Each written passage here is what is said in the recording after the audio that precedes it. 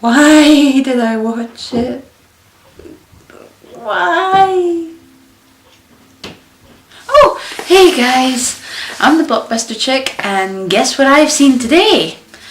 A movie that normally I wouldn't dream of passing on to another human being, were it not for the fact that this particular movie goes beyond the realms of human understanding. Confused? Well, I certainly was during this shitfest.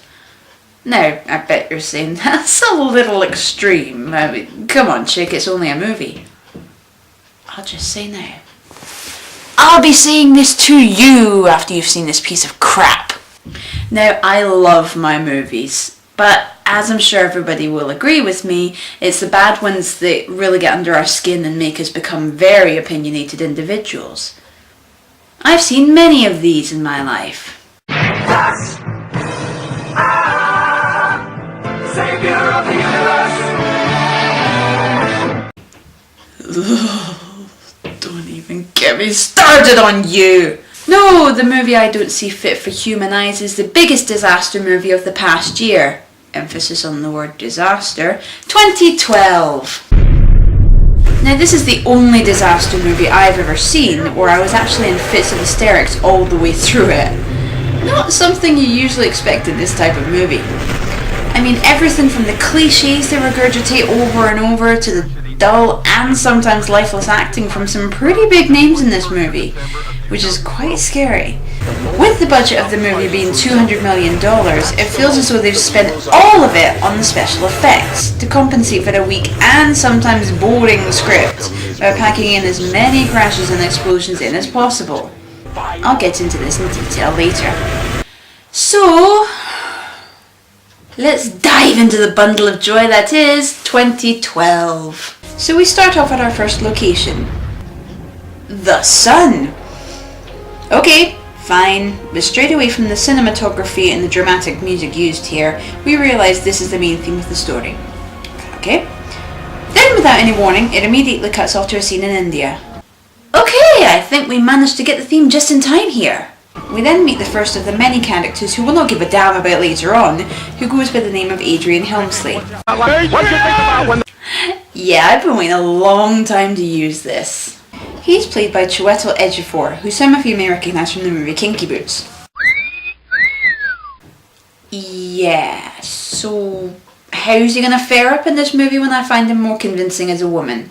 The answer? He's not! I mean, talk about a character being devoid of a personality. Where's Will Smith when you need him? I'm sorry, Captain. This is a restricted area. I can't let you pass without clearance. Okay. Come here. You want to see my clearance? Maybe I'll just leave this here with you. Let him pass. Let him pass! Get the hell out of the way! This is the awesome we need here. Anyway, he's a geologist who comes to meet his good friend Jimmy Mystery, who you recognise from The Guru. Basically, the two scientists discover that something called neutrinos from the solar flare at the start are causing the sun's core temperature to rapidly increase, which will have major implications for the planet. That's impossible. Anything is possible.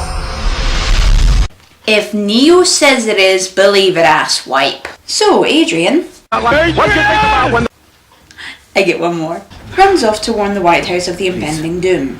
We then cut to Washington DC, where our next delightful character is found. White House Chief of Staff Carl Anheuser, at a run-of-the-mill fundraiser for... take your pick. This character is played by the sometimes lovable Oliver Platt, who has come across in his other movies as kind, gentle, and a great pal to have around. In this movie, however, I wouldn't think twice about grabbing something big and pointy and stabbing this guy to death. I mean, he makes the Grinch look like Santa Claus, for crying out loud. Anyway, I'm going off track. which I really wish this movie had done. Basically, Adrian, no, I'll never tire of that, tells Carl a story, he laughs it off as a bad joke and ignores him. Until he is shown the standard important document, I'm thinking the script in this case, and he suddenly believes the whole story. So they rush off to warn the president to pack an overnight bag because the apocalypse is coming. Now, for those of you who have not seen this movie, and damn you lucky few, it's got to be the only one of its kind where there are cliches oozing out of every orifice of it. Yes, disgusting analogy, I know, but it's true. And to prove my point, I'm bringing on the cliche counter. Now the first one to start us off is the action movie title sequence. This is a normal concept used in many similar movies to keep track of a location at a time. It's also normal to have maybe one towards the beginning of the film, then one maybe near the middle.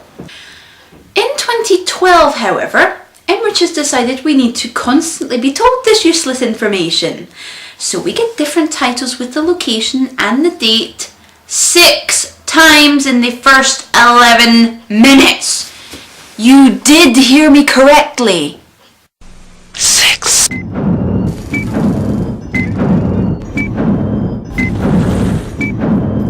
Why do we need them so many times? God! So now we finally get to meet the president. So come on. Who have you picked as our great saviour in this movie? Danny Glover? Huh? Are you asking for this movie to crash and burn? I'm too old for this shit. See, even he agrees! The president in these kinds of films needs to have charisma, wisdom, and real leadership. This is the guy you pick! Seriously, David Beckham's more suited to the job than this guy. President Wilson basically calls every leader in the world together to say, we're screwed. That's the cut down version of what he says. You don't want to hear the long version. And so begins the parade of useless scenes. Yeah, I have just one question about these scenes. Why were they put in? They look as though they should have been counted as deleted scenes. They had nothing to do with the main plot and they were just very confusing. I mean, watch this scene and tell me what it has to do with the story. Seriously, what is the point of these titles?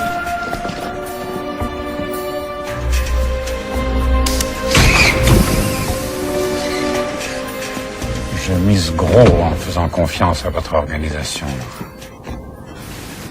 C'est une réplique parfaite ronde. Il y a tellement de fanatiques dans ce monde qui risqueraient de lui faire du mal. Il suffit de se rappeler les magnifiques statues du Bouddha qui ont été dynamitées en Afghanistan. Notre organisation Héritage a déjà choisi les pièces parmi les collections du British Museum, du Met et de l'Ermitage. Taking out the trash, taking out the trash. Enfin, elle sera désormais en sécurité, cachée, au fond d'un coffre sur l'île suisse. C'est une analyse par un palu, je verrai la différence, non? Mais c'est quand même un faux.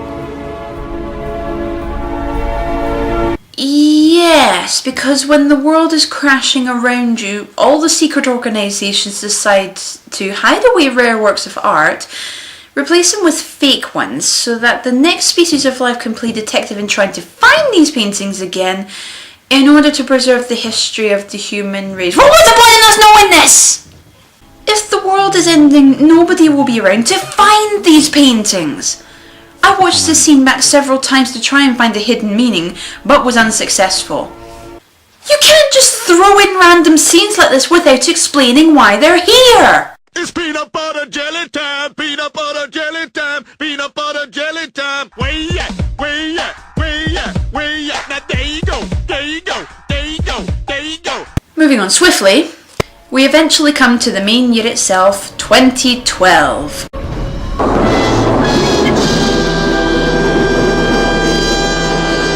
Where we are introduced to our main character. His name is Jackson Curtis, played by the usually charismatic John Cusack. He's an out-of-work science fiction writer who, in his spare time, is a limo driver, working for one of the many stereotypes used repeatedly here, a Russian billionaire by the name of Yuri Karpov. Oh, this guy's a guard. You'll find out why later. Jackson is coming to pick up his kids Noah and Lily from his ex-wife Kate and her boyfriend Gordon, who, get this, is a plastic surgeon and amateur pilot.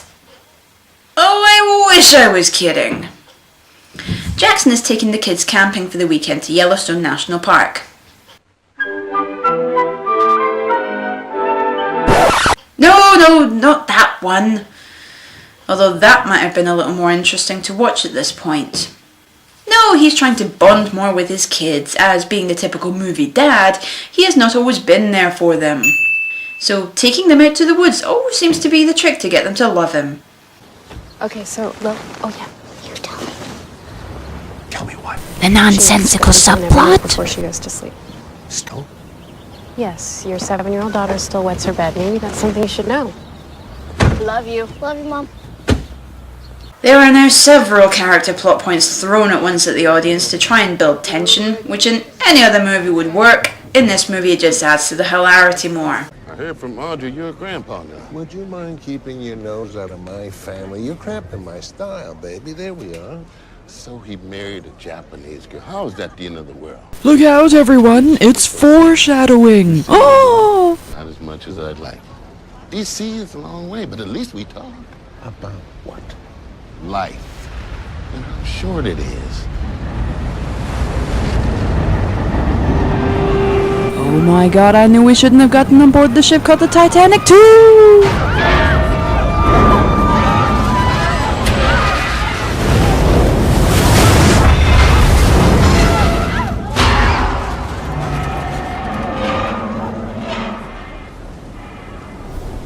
What the hell was that?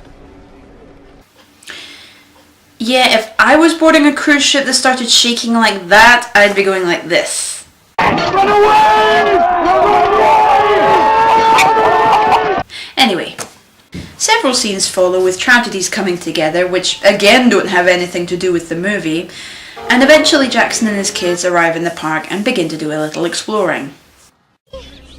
Where are we going? We are going to the magical forest of padding, where this scene has absolutely nothing to do with the rest of the story, but we just keep walking through the woods. Fun, huh? Creeping me out. What's wrong with that? Grumpy Grumperson. I wasn't here before. What do we do? Go get your hat.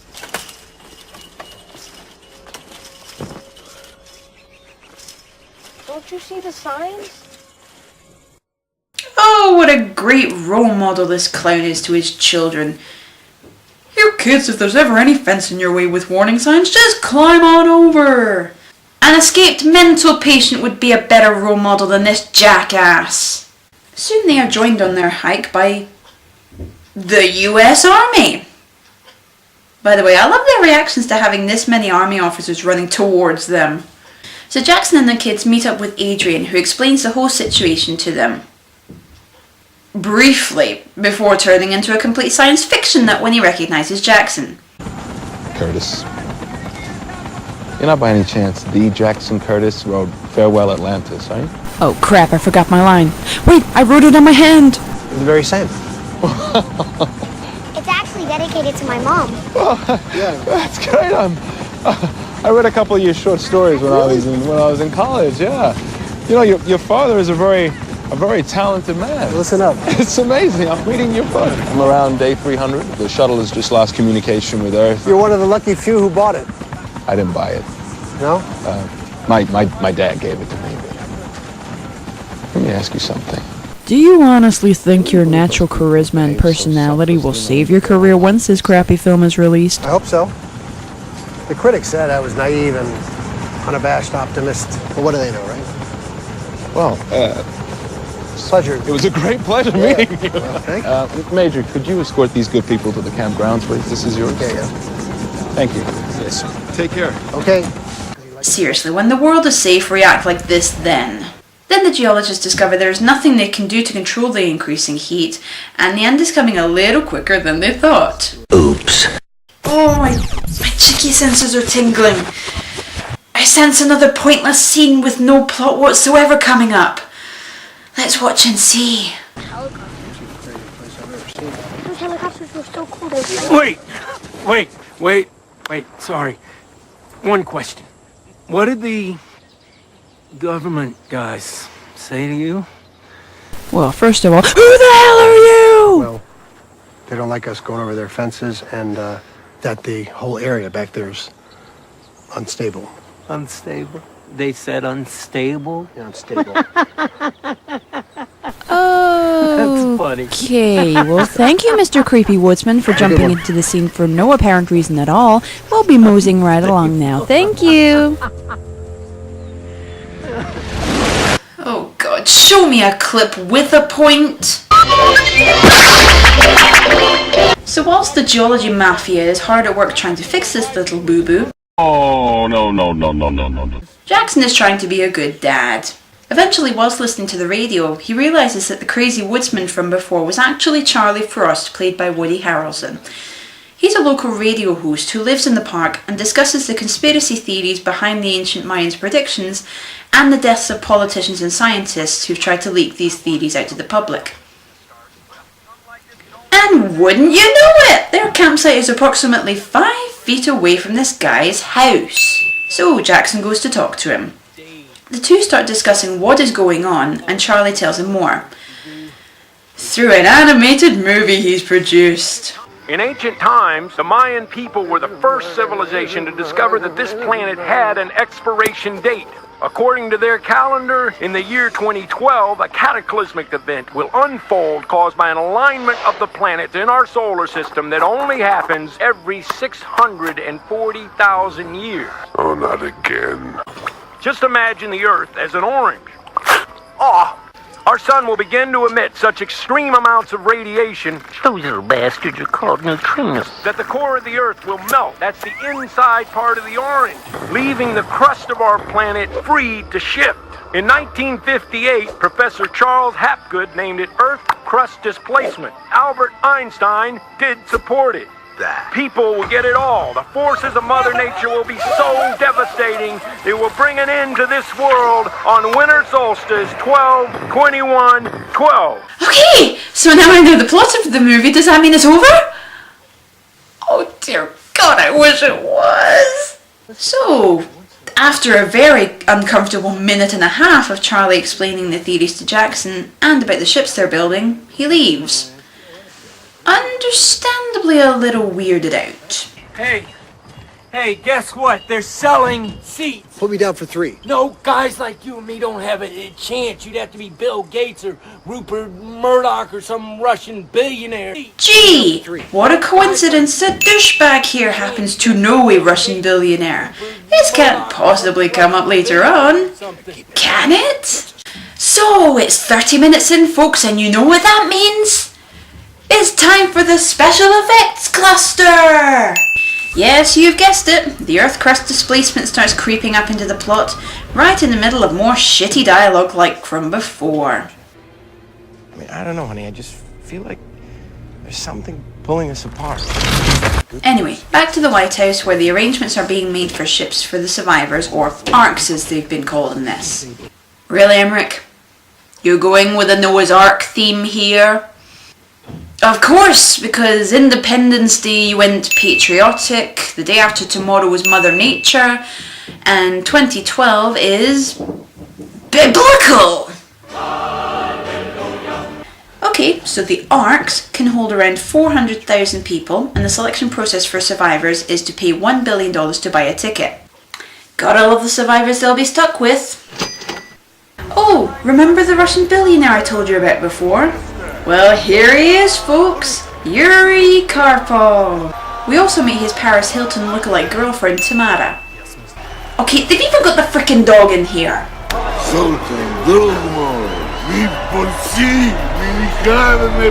Okay, what is with his voice? Does he have a voice synthesizer stuck in his throat that makes him talk in slow motion? Yes, good afternoon. My name is Yuri Karpov. Do you have a vodka? Oh, do svidania. Oh, lucky bird. By the way, he gets better later on. So at this point we are to assume that Karpov has already purchased his ticket to get onto the Arks, as he suddenly receives a text message telling him boarding procedure has begun. Then all of a sudden, he just gets up and walks away. Huh? What, did something flash up in the text message and he suddenly became RoboCop? Excuse me. I have to go. Somewhere there is a crime happening. Okay, moving on. Quickly, please! Jackson has the delightful job now of picking up Karpov's twin sons, whose names we never really learn or care about, to be honest, so they can get a plane to go and meet their father. Ow! What's your problem? Be more careful! He did that on purpose. Hey, have a safe trip, you little bastards. My god, an actual funny line of dialogue. You guys are doing great! Now you're laughing, Curtis, but we have tickets to go on a big ship. We will live, and you will die. That is what you think, you ass! Some more of the earth starts to cave in and Jackson realizes he needs to get his family and get away somehow. So, sensibly, before he leaves the airfield, he hires a small charter plane so that they'll be able to fly away to safety. Although landing later on might be a problem. Anyway, he calls his ex-wife to warn them to get ready as the shit's hitting the fan now. Although you wouldn't believe her from the family's reaction. Pack up the kids. I'm gonna be there in 5 minutes. What are you talking about? We were going to do our regular Saturday. Noah has music at 2 and Lil has karate. Not that would expect him to remember. Hey, California is going down. Pack up the kids now. They just got back. God, you sound like a crazy person. The governor just said we're fine now. The guy's an actor. He's reading a script. When they tell you not to panic, that's when you run. Hey, you call me back when you calm down. Yes, you calm down while we wait for you to come and rescue us. Taking the most severe hit. It seems to me that the worst is over. Dumbass, you're a dumbass. You are a dumbass. Your turn to die.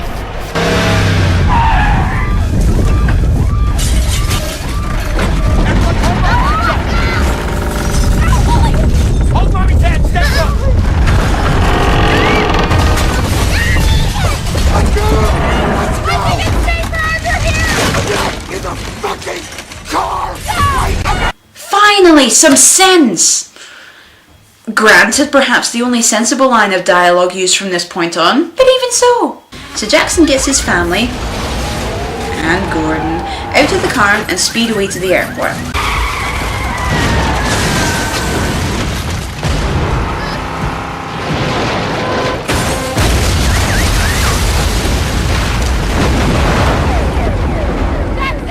Oh, Jesus, these next few scenes look like they've been taken out of a video game.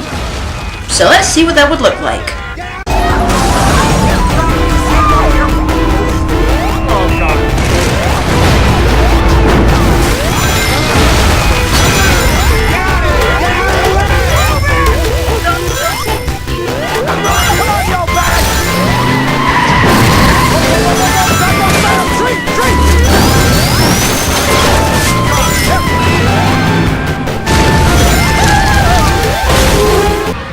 Wow. I mean, wow. The special effects team really went to town here. No, I mean it. It feels as though they've left for the day and have put their kids in charge of creating this cluster of crashes and explosions.